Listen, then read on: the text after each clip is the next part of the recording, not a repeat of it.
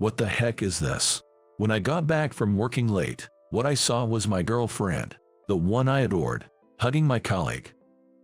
As my emotions crumbled, I desperately parted my lips. My name is Kevin.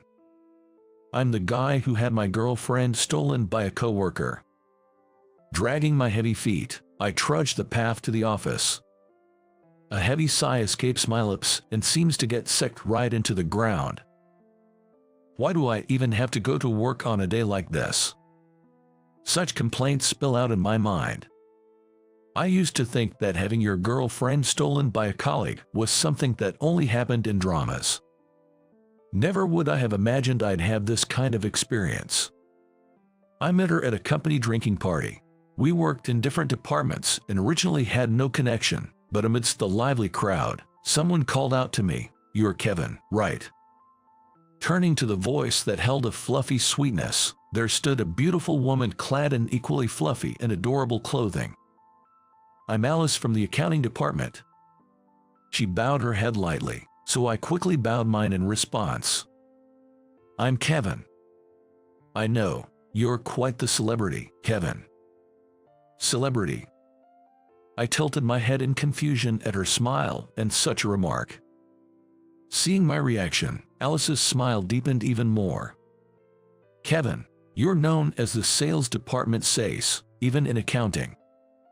"An ace, that's too much." Though her words made me modestly shake my head, inwardly, I felt pleased. The sales department's ace. Indeed, my performance had been good lately. My deals were going well, and it seems other departments knew it too. While my cheeks relaxed with joy, Alice approached with a hint of nervousness. "May I join you for a drink?" The circulating drinks and her blushing cheeks made her look incredibly endearing. Before I knew it, I had nodded to her invitation. And I thought everything was going fine until yesterday, or was I the only one who thought so? Taking a deep breath at the office entrance, I braced myself and stepped forward. "Good morning." Contrary to my resolved heart, my voice came out small and trembling. Yet no one seemed to notice, as everyone greeted me as usual. Well, not everyone, but everyone except one. Good morning, Kevin." Just as I had steeled my resolve, my coworker James greeted me with a nasty sneer, as if trampling all over my decision. Seeing his face for the first time since yesterday made my heart ache, and I involuntarily turned away. "Did you sleep well last night?" But James kept talking, regardless of my desire to ignore him, and anger started bubbling within me. Honestly, I didn't want to remember yesterday. I averted my eyes, wishing he would just leave me alone. "What's the matter? Not fun." James said that and went back to his desk. Sigh. On the deserted rooftop, as the autumn wind blew, I let out yet another sigh. The slightly chilly breeze seemed to calm my heart, making me feel a bit at ease. I had told Alice yesterday to leave. At first, she seemed to want to make excuses, but then, seeing me downcast and clenching my fists, Alice swallowed her words. She must have sensed my unyielding intent. Of course. In the apartment we started living in together, I found her embracing James, my coworker. There's no way I can forgive that, nor do I want to. What am I going to do now? The room was rented to live in with someone else. It's a bit too spacious for just one person. I was considering moving as one of the options for what to do next. As I sighed and looked up, the sky was clear and beautiful, in stark contrast to my feelings. While I was about to sigh again, looking at the sky, a voice suddenly interrupted. "All those sighs. Are you sure you're okay with happiness slipping away like that?" I was taken aback by the unexpected voice. "It's you, Sarah." I was surprised at the person I find when I look up. It was Sarah, known in the secretarial department for her beauty. Took him up for a break on the rooftop and find the ace of the sales department looking like a zombie. Zombie, that might be a bit much, but indeed, anyone who saw me like this would think the same. Unable to argue with that, all I can muster is a wry smile.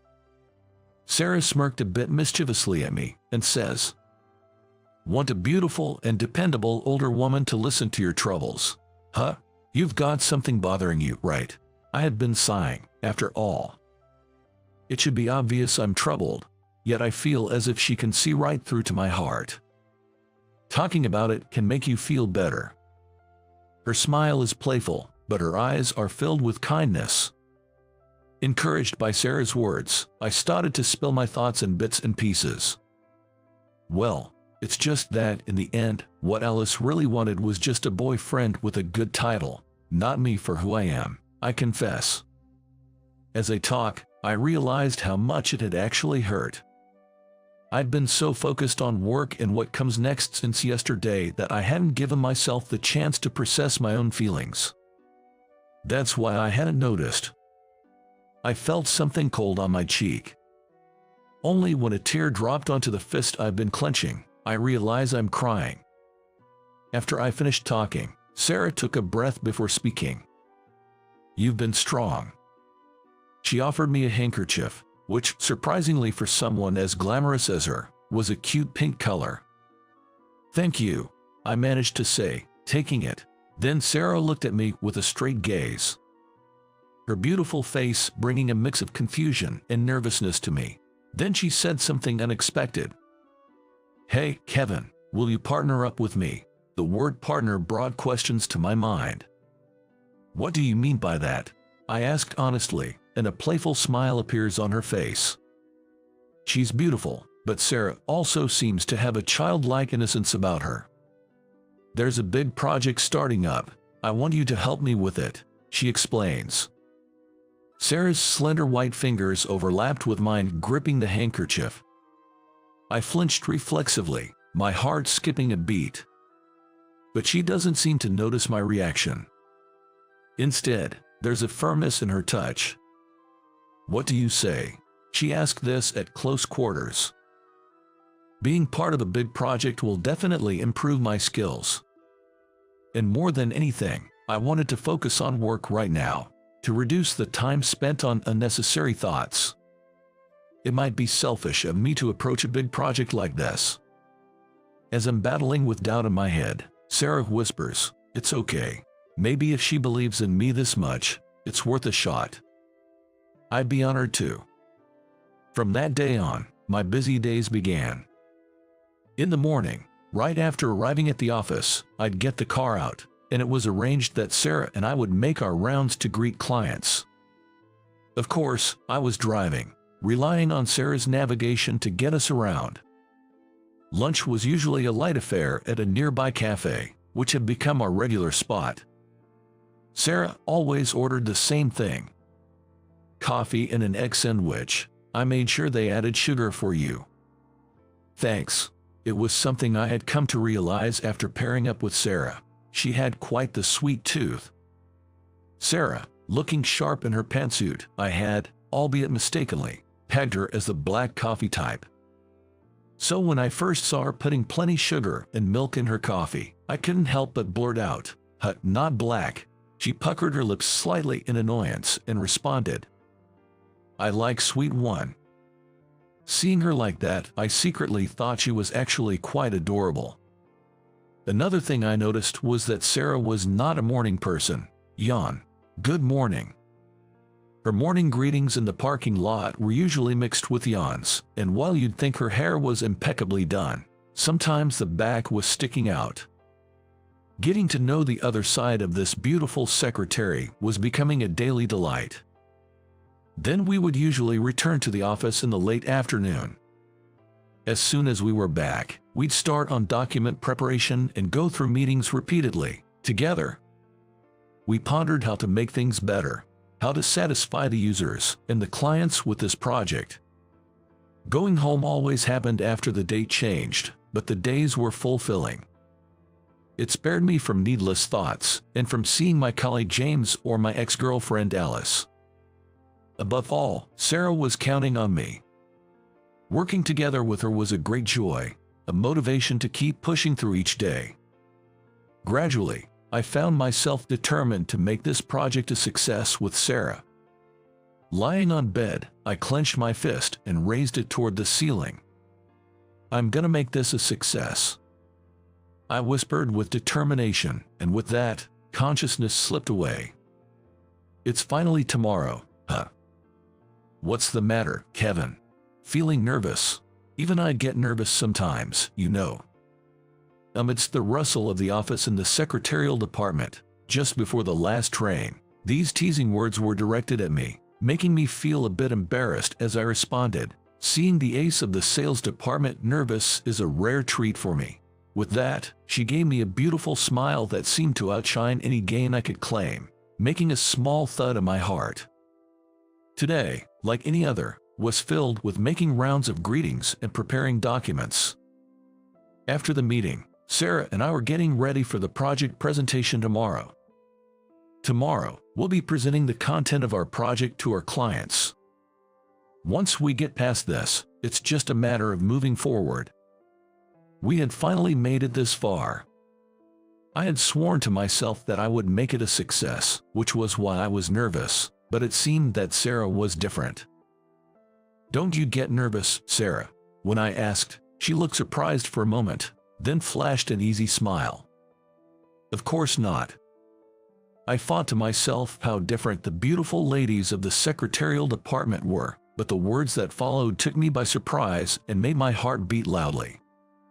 "I've worked so hard to get here with you, Kevin. There's nothing to be afraid of." Her clear-cut beautiful smile was so dazzling, I couldn't help but sigh. Hey, why the sigh? At times like this, Sarah's ability to see right through me felt a bit sly, but also somewhat comforting. That's why I didn't bother to answer her question and just said, "Let's hurry up and finish the prep so we can go home." "Okay, so we'll check everything again after we come in tomorrow." "All right." With preparations done, I headed for the elevator to leave the company. Thinking about the things to check tomorrow, I might come in a bit early. As I was setting the alarm on my phone, a high-pitched ding sounded, and the elevator stopped at an intermediate floor. The person standing beyond the now open doors widened my eyes in surprise and tightened my chest. "Kevin." The voice that reached my ears was sweet. When we were together, it sounded cute. Now it was just irritating, and the mere act of her calling my name made it hard to breathe. Beyond the doors stood Alice and James. "What, you are still here? For an ace, have you fallen so low to be working overtime?" James sneered with a snide remark, stirring anger within me. But since I didn't even want to speak to him, I remained silent, staring him down. "That's scary, scary. That's why I could take Alice from you." "Stop talking about that at work." I realized quickly that he was taunting me. Though no one else was around, a company is not the place to bring personal affairs. That was my firm belief when I said those words. However, the response didn't come from James, but from Alice next to him. I was lonely. "Kevin, you never paid any attention to me." So I turned to James. Alice wasn't listening to me. She rattled off personal sentiments, and I sighed out of sheer exasperation. Moreover, her words seemed to be blaming me, making me think, was Alice always this kind of person? I was just disappointed. I didn't care anymore. With that thought, I turned away and reached out to press the elevator button. I didn't want to be in the same space with them any longer. "But if I've been listening all this time, you're really good at playing the victim, aren't you?" A voice tinged with a hint of anger resonated among the three of them, and that's when I remembered Sarah's presence. I had been talking to Sarah, but I hadn't wanted her to hear such talk. That thought gave rise to a different kind of tightness in my chest. Yet Sarah continued to gaze directly at the two in front of her. "You can't even support a busy ace like him. I question your standing as a woman. Plus, you'd be better off dumping that kind of guy." Her voice was steady, with a firm core that didn't waver. All we could do was listen to Sarah's words. A man who can only show himself by belittling others is hardly worth your time. Well, if that's your unusual taste, I have nothing to say. The image of Sarah, who couldn't handle black coffee and wasn't a morning person, seemed to vanish somewhere, I thought to myself. While I was thinking about this, suddenly, Sarah wrapped her arms around me in a tight hug. Our three voices overlapped in response to the unexpected turn of events. But Sarah didn't seem to care and declared, "Kevin is already going out with me." She stated it matter-of-factly. "Wait, Sarah." Stepping out of the elevator and seeing her, there was a mischievous smile. Seeing that smile, I immediately caught on and managed to say, "Enough with the teasing, please." But I was a little irritated. Sorry for butting in so suddenly, but, watching her stylish figure walking ahead, she turned back with a slightly shy smile and said, "You know, I wouldn't mind if you really want what I mentioned earlier." Her words left me unsure if she was joking or serious. I wonder if I'll keep being tossed around by her in the future. With a sigh that was becoming all too familiar, I called out to her back walking ahead. "What if I took that seriously? I was planning to tell you to wait until the day after tomorrow because we have the big project tomorrow. Then, let's plan for the day after tomorrow." Sarah stopped without turning back and asked, "Really? Didn't I just say so? I'll give you my answer the day after tomorrow." If I could see my face in a mirror right then, I'm sure it would have a slightly mischievous expression. If you can say such clever things, you must be all right. Thanks to you, Sarah. Let's do our best tomorrow. Yes, I'm suddenly feeling very motivated. When she turned around, her face was so bright it was beyond words. And the next day, on the way back to the office after the project presentation, we were at our usual cafe, drinking coffee together. "Think it went well?" she asked, adding more sugar to her coffee than usual, perhaps freed from the tension. "It's all good. The materials seem to resonate with the audience, so there shouldn't be any problems. It will definitely be a success." That's a relief. But now I'm wondering about your answer tomorrow. Of course, she was referring to the matter we had discussed the previous night. "Can I give my answer now? Is that all right?" "Sure. Please go out with me." Silence fell between me and Sarah, and the cafe's background music suddenly seemed very loud. "Are you sure I'm not that cool, black coffee-drinking executive secretary you imagined?" "I already know that. I've made up my mind not to judge people by their looks or titles." "Oh, you have a good mindset." "I like Sarah, who enjoys sweets and cute things. So, what do you say?" "Thank you, I'd be glad to." Her smile was as charming as a young girl's. And that's how Sarah and I started dating, becoming the envy of everyone in the office. Speaking of those troublesome two, they got a good scolding from the executive for flirting during overtime. James was sent to a small factory in a remote area known for its strict manager. And Alice was transferred to a branch office full of tough career women, both apparently getting squeezed dry every day.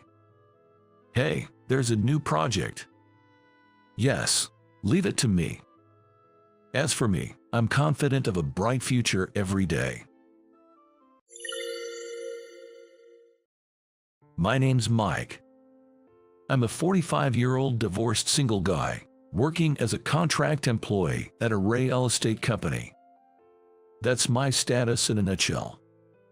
When I put it into words like that, I don't sound like much, but my colleagues don't seem to think too poorly of me. However, my immediate boss, Karen, seems to dislike me.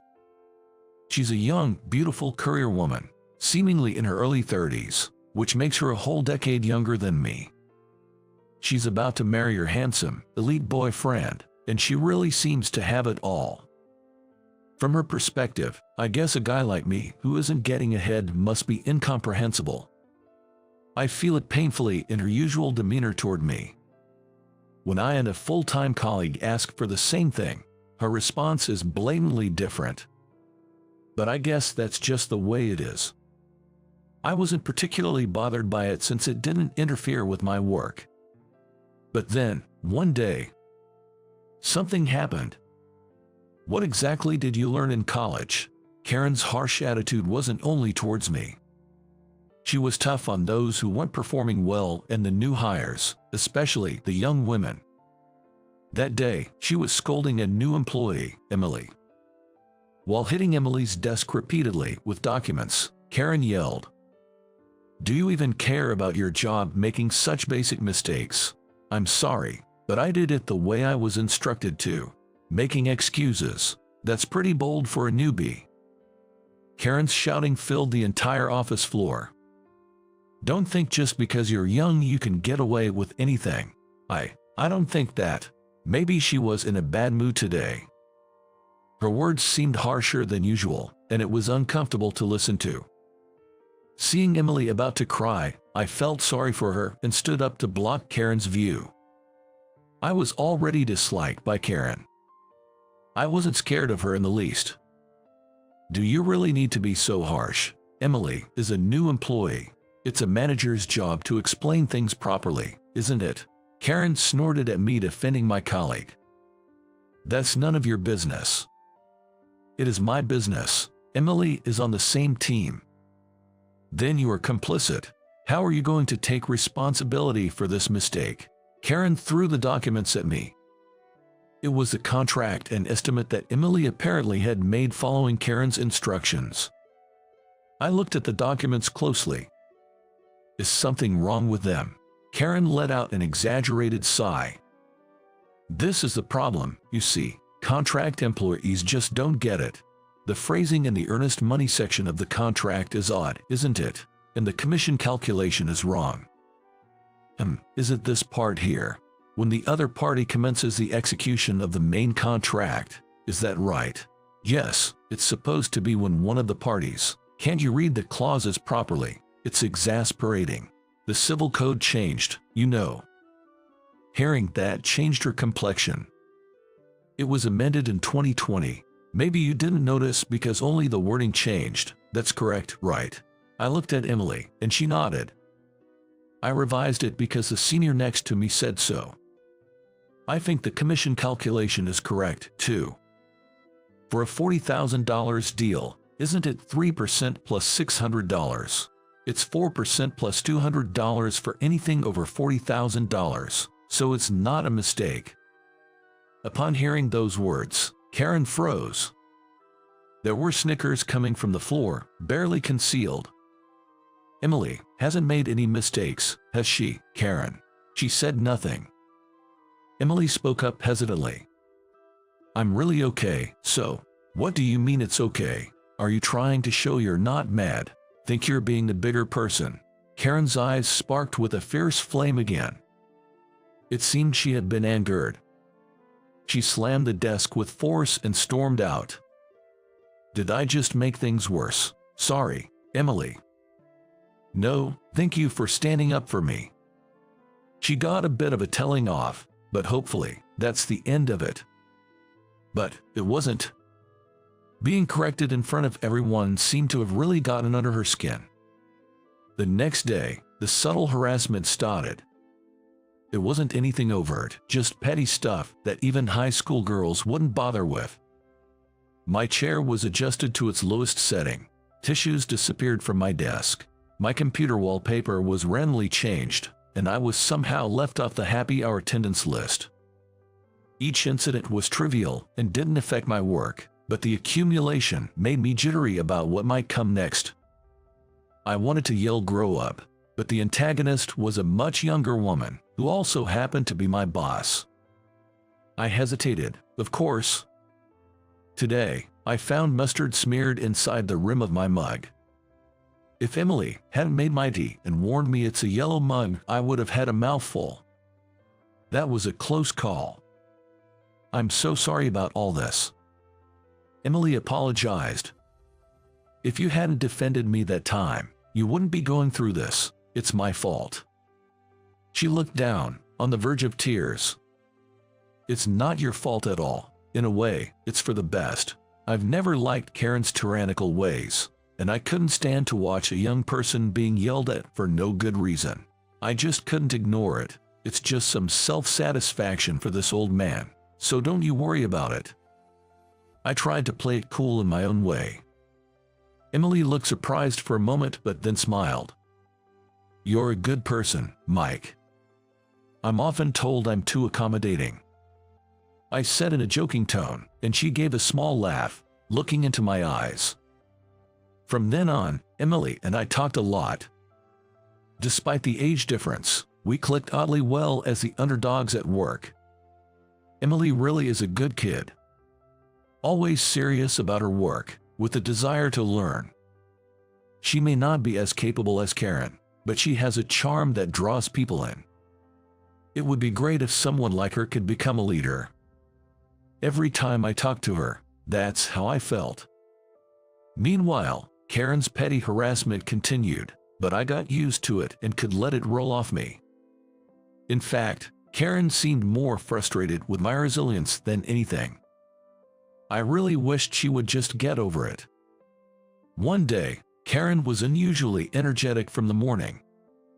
"I've got a big meeting with a client this afternoon, so I'll be out," she said with her eyes sparkling. I heard from a colleague that it was a big deal with the president coming in, and if the contract went through, it would mean big profits. It was a surefire promotion for Karen, so it made sense she was all in. Her personality might be problematic, but her professional skills were solid. There shouldn't be any issues. We sent her off with our best wishes. A few hours after Karen left, she contacted me. "Hey Mike, can you come over here right now?" "What? Where are you at the moment, Karen?" "I'm at AB Construction, our business negotiation partner. Get over here now." Karen's voice was full of irritation, and with those words, the call ended. AB Construction is Karen's business negotiation partner. Why am I being called?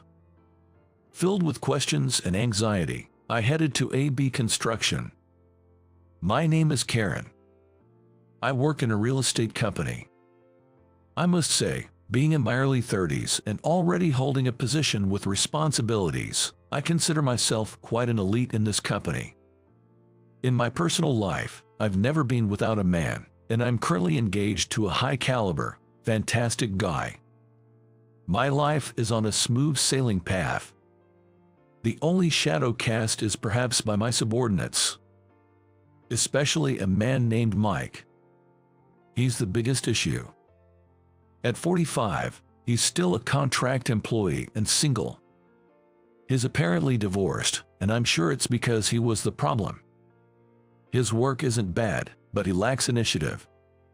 Yet, he has the nerve to give me, of all people, advice and criticism. Just the other day, while I was coaching a new employee, he had the audacity to butt in and point out my mistake. Like poking at the corner of the box. He's exactly what you'd call a nuisance. It's infuriating that such a problematic middle-aged man dares to have an opinion. Anyways, it's clear to me that he's the cancer of our department. Yet, do you have an employee named Mike? The president of AB Construction, our mega project partner, mentioned his name out of the blue. I couldn't hide my surprise. Yes, he's a contract worker, but what about him? That contract worker, Mike. The president said with a smile and a nod. He helped out a lot with a previous real estate contract. I hear from my staff, they say he's quite capable. That's why I want him on this project. I was astonished. This must be what they call a bolt from the blue. But he's just a contract worker. It doesn't matter, does it? He works the same hours, and if he's capable, his position isn't an issue. True, you're right, but I desperately racked my brain. I didn't want to hand over such a major project to someone like Mike. Besides, it's unthinkable for me, the manager, not to handle it and leave it to a mere contract worker. I tried everything to make him reconsider using Mike. I might have exaggerated a bit, but it was mostly the truth. If the president could understand that he's not the right person for this project, that would be enough. I should be the only one in charge of this project. Thanks for telling me so much about him. Anyway, could you call Mike for me? The president didn't take my side. Reluctantly, I decided to call Mike. Arriving at AB Construction, I was led to a conference room. What could possibly be the reason for me being called? I've helped with some work related to AB Construction before, but there were no issues, as far as I remember. No complaints, and I haven't messed up anything. With questions and anxiety, I knocked on the conference room door. It's Mike. Come in. As I nervously opened the door, I locked eyes with Karen, my boss, who had a stern look on her face. I hesitated, then turned to greet the president of AB Construction. I couldn't help but exclaim out loud. The man sitting in front of me, dressed in a sharp black suit, was someone I knew. The president smiled warmly and said, "I thought it was you. Long time no see, Mike." Alex. What? Sitting there was my ex-wife's brother, Alex. I remembered hearing that he worked in construction, but I never imagined he'd be the president, especially of such a major company. It's been a while since you and my sister split up. I was worried you had fallen ill. I was surprised to see your name. Glad to see you're doing well. Are you completely recovered? Yes, about 2 years ago. Alex was smiling, but Karen still had a look of fear. What's this all about? Just as you heard, he's my sister's ex-husband. Wait, I don't think it's appropriate to put him in charge just because he's your former brother-in-law. No, it's a coincidence. I named him because my staff told me he was skilled. Only after did I realize it was him, and I was quite surprised myself. But as I said before, even if he's skilled, he's just a contract worker. I can't imagine such a middle-aged man handling a big job. Maybe he's the reason your sister divorced him. Karen was getting agitated. Alex sighed deeply and looked at her. Look, whether someone is a contractor or a full-time employee doesn't dictate their ability to work, nor is it your place to speculate about the cause of their divorce. Karen fell silent, obviously frustrated. The things you were saying about him earlier were pretty harsh. A person who spreads false rumors and speaks ill cannot be trusted. I can't work with you. What? Karen, I'm sorry, but you're off the project. Her face turned pale. She looked like she was about to collapse, the blood draining from her face. Please wait, sir. This was probably her first stumble. Karen tried to defend herself, but Alex was cold. From here on, I'll discuss with Mike. You can leave. She left the room, looking defeated. I had never seen Karen with such an expression before. Afterward, Alex and I talked about many things, not just work. About what happened after my ex-wife and I divorced. We separated when I fell seriously ill. I had received a terminal diagnosis and didn't think I had long left. I couldn't bear to have her waste her youth on me. Luckily, we didn't have any children, and I convinced her to leave, though she was reluctant. It was a relief for me too, honestly. Eventually, I went into remission, and here I am, though I've gotten older. Being a contract employee is partly due to my circumstances. How's Jessica doing now? Well, sadly, she's in the hospital right now. What? Since the divorce, I hadn't seen her. I was too consumed with my own illness to think of anything else. I was taken aback by Alex's words. Can I visit her in the hospital? When I asked Alex, he smiled sadly and said, My sister, she doesn't really remember much. What? Alex explained that after our divorce, my ex-wife had an accident, hit her head badly, and ended up with memory issues. She hardly remembers anyone except her parents and brother, with just a faint memory of time spent with her family. It might just be painful for you to see her. Despite his warning, I promised to visit her in the hospital the following Sunday. After wrapping up the business talk, I left AB Construction. On the train ride back to the office, I dreaded the potential backlash from Karen, but I was glad to have reconnected with my brother-in-law and to know that the acquisition of the major project was a result of my past work, unrelated to that reunion. Then, a few months later, I received the President's Award for securing the major deal and was promoted from a contract worker to a full-time employee, taking on a managerial position. My subordinate, Emily, has been excelling under my guidance and is now working vigorously. Karen, having been quite shaken by that day's events, surprisingly left the company. I heard a rumor that her fiancé broke it off and she became distrustful. People say that she's now living like a recluse at her parents' house. Oh, look at the time. I need to hurry and buy a cake for Jessica. Now, on my days off, I regularly visit the hospital. Not for my health. To see my ex-wife, who's admitted there. Of course, with her lost memory, she doesn't recognize me or recall the past when she sees my face. So now, I'm getting to know her all over again, this time as a friend. We get along well, just as we did when we were married. I've regained my health and secured a stable job. Now, I'm in a position to take care of her. Life is just beginning. I hurried to Jessica, imagining her enjoying the cake.